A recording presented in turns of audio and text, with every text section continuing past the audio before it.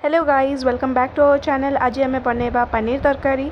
तो फर्स्ट आम ये देखूँ पनीर को काटी नहींचु, तापर पैन रे टिके तेल गरम करना आम पनीर को भलसे फ्राए कर नहींचु। सेमती ही आम पियाज को भी भलसे फ्राए कर नबा। तापर ये देखूँ आम पकाउचु जिंजर गार्लिक पेस्ट। यहाँ आमर होममेड, आपड़ चाहिए बाहर किଣିकी भी पकई पारे।